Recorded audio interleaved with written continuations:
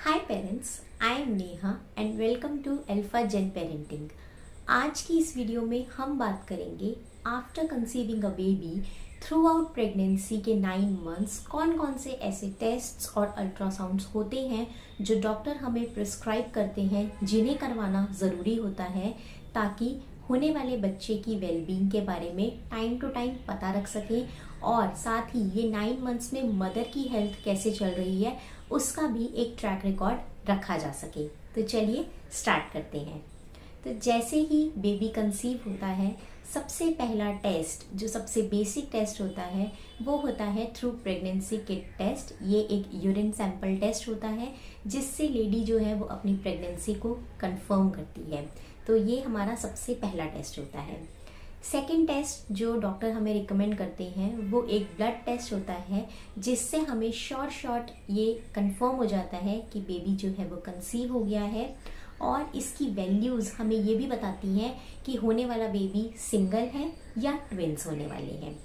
इसी टाइम पर साथ साथ फर्स्ट विजिट में ही डॉक्टर जो है वो मदर के कुछ हेल्थ चेकअप्स करवाती है जिससे ये पता चले कि इनिशियल फेज ऑफ प्रेगनेंसी में जो मदर है उसकी कंडीशन कैसी है। इन टेस्ट्स में बहुत ही कॉमन बेसिक जो हमारे ब्लड टेस्ट होते हैं जैसे हीमोग्लोबिन, सीबीसी, हेपेटाइटिस बी, सी, हमारा आरएच फैक्टर, हमारा ब्लड ग्रुप और यूरिन के जो टेस्ट होते हैं urine culture, urine routine, thyroid, BP, sugar, ये वाले कुछ नॉर्मल टेस्ट होते हैं जो हर डॉक्टर रिकमेंड करता है और इन्हें करवाना बहुत ज़रूरी है ताकि आपको पता रहे कि आपकी खुद की हेल्थ कंडीशन कैसे चल रही है और आपको अपने आगे आने वाले 9 मंथ्स किस तरह से अपनी हेल्थ को लेकर जाना है। इस टाइम पर अपने वेट को एक रेंज में रखना भी बहुत ज़रूरी है। आपका वेट जो है वो ना तो बहुत ज़्यादा बढ़ना चाहिए और ना बहुत ज़्यादा कम होना चाहिए। हर मंथ में अकॉर्डिंग टू डॉक्टर आपका वेट जो है वो 1 kg से ज़्यादा बढ़ना नहीं चाहिए। सो थ्रू आउट प्रेगनेंसी आपका जो ओरिजिनल वेट है वो 10 kgs के आसपास बढ़ता है। इससे बहुत ज़्यादा अगर आपका वेट बढ़ता है तो उसके बाद में उसे कम करने में बहुत मुश्किल होती है। तो हमें ये कोशिश रखनी चाहिए कि हमारा जो वेट है वो हर मंथ कम से कम बस 1 किलो तक गेन हो, उससे ज़्यादा हमारा वेट गेन ना हो। इसके बाद जब हमारी प्रेगनेंसी जो है वो 8 वीक पे पहुंचती है तो जो टेस्ट होता है, जो अल्ट्रासाउंड होता है, उससे बेबी की हार्ट बीट डिटेक्ट की जाती है और ये कंफर्म किया जाता है कि जो बेबी है वो ठीक से ग्रो करना स्टार्ट हो गया है। कई बार ऐसा होता है कि कंसीव होने के बाद भी 8 वीक्स तक बेबी की हार्ट बीट नहीं आती है, तो ऐसे में मिसकैरेज होने के चांसेस होते हैं और इस बेबी को फिर फर्दर प्रोसीड करना भी मुश्किल होता है। तो ये वाला अल्ट्रासाउंड है, ये भी बहुत इंपॉर्टेंट है और ये टाइम रहते हमें करवा लेना चाहिए। प्रेगनेंसी के 11th से लेकर 14th वीक के बीच में एक बहुत इंपॉर्टेंट टेस्ट होता है जिसे हम NT-NB स्कैन या डबल मार्कर स्कैन भी कहते हैं। ये दोनों टेस्ट पहले नहीं करवाए जाते थे बट आज की डेट में ये दोनों टेस्ट बहुत इंपॉर्टेंट हैं। ये दोनों ही नॉन इन्वेजिव टेस्ट हैं। नॉन इन्वेजिव टेस्ट वो टेस्ट होते हैं जिनमें हमारी बॉडी में कोई भी इक्विपमेंट नहीं डाला जाता, लाइक सर्जरी टाइप नहीं होती, जो कि बाहर से ही हमारी बॉडी के टेस्ट हो जाते हैं जैसे ब्लड टेस्ट होते हैं। ये टेस्ट इसलिए करवाया जाता है ताकि टाइम रहते ये पता चल जाए कि होने वाला बेबी जो है, जो हमारा फीटस है, उसके अंदर कोई एबनॉर्मेलिटी तो नहीं डेवलप हो रही है। ये एबनॉर्मेलिटीज़ हमारे DNA से रिलेटेड हो सकती हैं और अगर बेबी में कोई इस तरह की एबनॉर्मेलिटी डेवलप होती है तो आगे चलकर बेबी में डाउन सिंड्रोम होने के चांसेस जो हैं वो बढ़ जाते हैं। डाउन सिंड्रोम के साथ साथ 2 तरह के सिंड्रोम्स और होते हैं जो इस टेस्ट में डिटेक्ट हो जाते हैं, एडवर्ड सिंड्रोम और पटाउ सिंड्रोम। इन तीनों सिंड्रोम्स की डिटेल नॉलेज हम किसी नेक्स्ट वीडियो में जानेंगे, बट इस वीडियो के लिए यही काफ़ी है कि ये तीनों सिंड्रोम्स जो हैं ये काफ़ी हार्मफुल होते हैं और कोई भी पेरेंट ये नहीं चाहेगा कि उसके आने वाला बेबी जो है वो किसी एबनॉर्मेलिटी के साथ पैदा हो और लाइफ भर उसे उसके साथ रहना पड़े। तो ये वाले जो 2 टेस्ट हैं ये आपको टाइम रहते ही ज़रूर करवा लेने चाहिए। इसके बाद सेकेंड ट्राइमेस्टर में हमारा जो है सेकेंड अल्ट्रासाउंड स्टार्ट होता है जिसे हम एनॉमली स्कैन कहते हैं।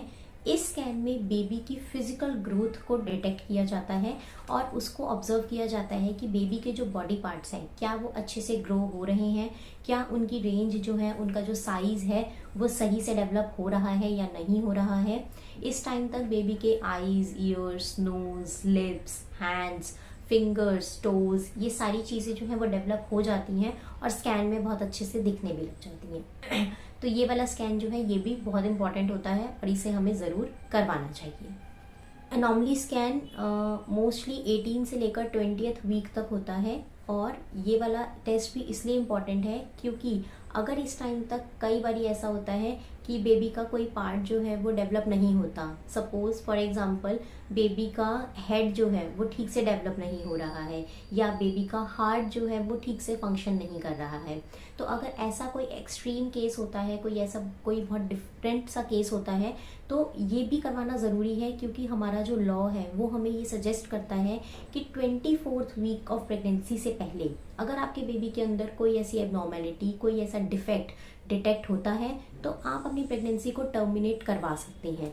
बट आफ्टर 24 वीक्स जो बेबी है वो एक लाइव फॉर्म में आ जाता है, उसकी सांसें जो है वो चलने लग जाती हैं। सांसें तो पहले भी चल रही होती है मतलब, बट वो फिजिकली जो है वो ब्रीथ करना स्टार्ट कर देता है, तो हम 24th वीक वाले के बाद वाले बेबी को टर्मिनेट नहीं करवा सकते इन एनी कंडीशन। तो अगर ऐसा कुछ चांस बाय चांस होता है तो उससे पहले ही करवा लेना बेटर होता है, सो दैट कि हम एक राइट डिसीजन अपने डॉक्टर के साथ मिलकर ले पाएँ। इसके बाद 24 से लेकर 28 वीक तक GTT टेस्ट होता है। ये हमारा ग्लूकोज टॉलरेंस टेस्ट होता है जो हमारे जेस्टेशनल डायबिटीज़ को डिटेक्ट करता है।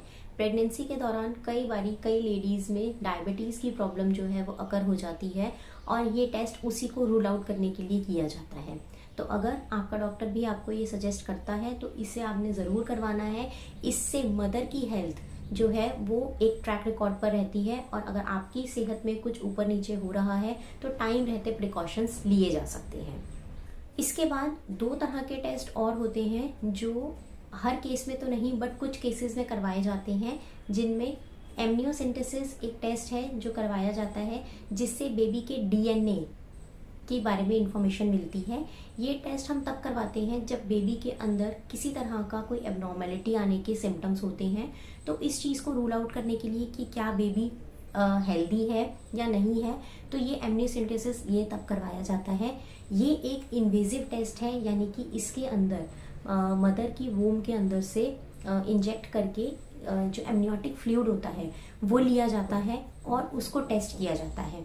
इस टेस्ट में थोड़ा सा रिस्क होता है मिसकैरेज होने का या बेबी को हर्ट होने का, इसलिए ये वाला टेस्ट जो है ये हमें किसी स्पेशलाइज्ड डॉक्टर से प्रिस्क्रिप्शन के बाद ही करवाना चाहिए। इसी का एक सेकेंड पार्ट भी होता है जिसे हम NIPT टेस्ट बोलते हैं।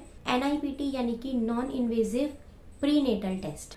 इस टेस्ट में ब्लड टेस्ट के थ्रू हमारा जो है बेबी का DNA टेस्ट किया जाता है और इसके अंदर फीमेल बॉडी के अंदर कोई भी ऐसा इंस्ट्रूमेंट जो है वो नहीं डाला जाता, तो ये थोड़ा सा सेफ होता है। बट इस टेस्ट के रिजल्ट्स जो हैं कई बार फॉल्स आते हैं, तो इसमें आप 100% श्योर नहीं रहते हैं कि आपके बेबी की वो DNA टेस्टिंग ठीक से होगी या नहीं होगी, या उसके रिजल्ट्स जो हैं वो आपको श्योर ये बताएंगे कि बेबी में कोई एबनॉर्मेलिटी है या नहीं है। बट अगर आपके बेबी का ऐसा कोई सिम्टम आता है जिसमें आपको ये डाउट है ज़रा सा भी कि बेबी के अंदर कोई एबनॉर्मेलिटी होने वाली है, कोई डाउन सिंड्रोम या कोई इस तरह की रेयर प्रॉब्लम होने वाली है, तो उसके लिए एमनियोसेंटेसिस एक ऐसा टेस्ट है जो आपको 100% इस चीज़ का श्योरिटी देता है कि आपका बेबी सेफ है या नहीं। तो ये कुछ ऐसे टेस्ट थे जो थ्रू आउट प्रेगनेंसी करवाना एक हेल्दी बेबी और एक हेल्दी मदर के लिए बहुत इंपॉर्टेंट है। अगर आपको मेरा वीडियो अच्छा लगा तो इसे लाइक, शेयर और सब्सक्राइब ज़रूर कीजिए। मिलते हैं अपने नेक्स्ट वीडियो में। Thank you everyone.